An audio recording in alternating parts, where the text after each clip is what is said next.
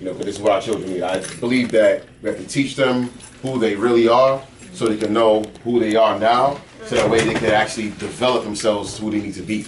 You know, because a lot of their actions today comes from conditioning that's outside of our homes and outside of our teachings. You know, so sometimes society teaches them more because they get to see society more than they see us. You know, but that's because there's no representation of us in education. That's true. You know, but in regards to Miss Anne Marie Washington, like, that was something that hit home because, you know, this was an Afro-Caribbean woman.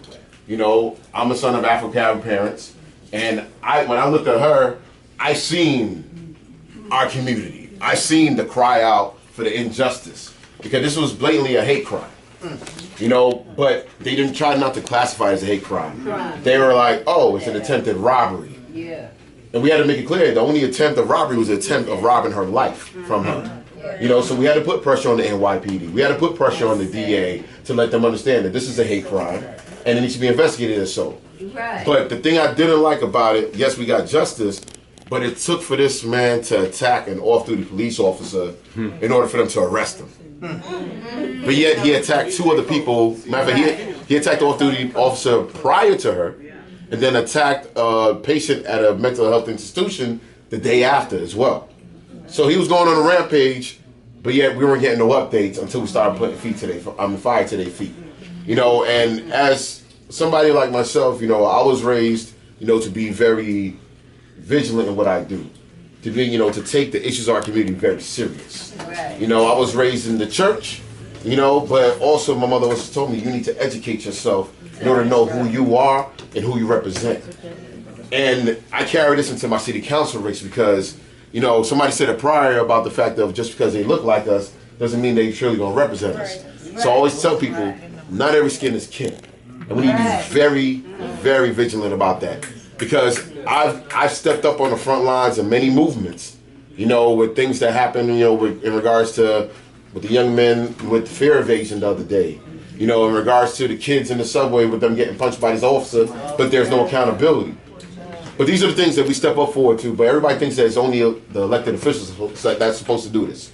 No, we're out here as advocates that are doing it, but now we're stepping into the political realm to show them that we're going to represent our communities. And that's what I'm planning to do for the city council for District 45, which is Jamani Williams' old seat.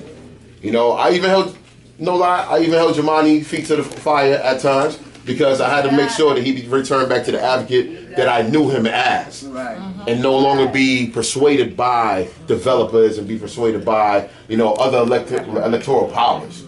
And that's what we need to do. We need to bring them back, but also we need to put more of us in, who are not persuaded so easily, who can also align with them when they feel pressured.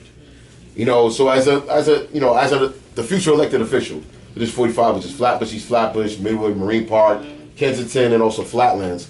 One of the things I tell people, we need to fight for the issues that affect us directly, which is our housing. You know, who would not want 100% low income affordable housing? You know, we hear affordable. Affordable is a very tricky word. We have to be precise in our language when it comes to it. And yes, you know, there was a lot of legislations that, you know, I helped advocate for in Albany when it came to, you know, the new housing bills. But yet nobody was bringing this conversation about rent rollbacks. New York hasn't had a rent rollback in ages. You know, but that's what I wanted. Saying we were able to put out over $8 billion, well, not we. The city council just voted on putting out over $8 billion for 4 new jails. That $8 billion could have been put towards our community. That $8 billion could have been put towards fixing nitrogen. They're going without heat, without electricity. There's rodents infestation. There's lead. That could go towards our education for our children. Yes, they have a building. Yes, they have teachers who care, but they don't have adequate resources to teach them these things.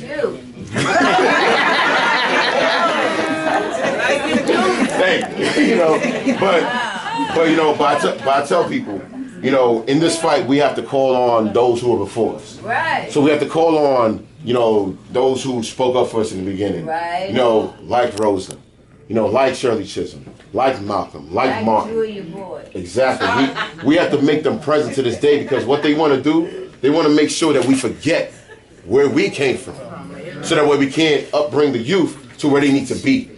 So now we need to put representation in, no matter if it's District 45 or any of the other 36 to 37 council districts that are about to be open in 2021 itself.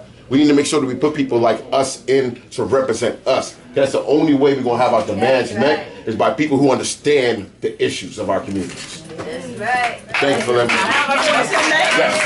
What's your name? Anthony Beckford. I'm here in the room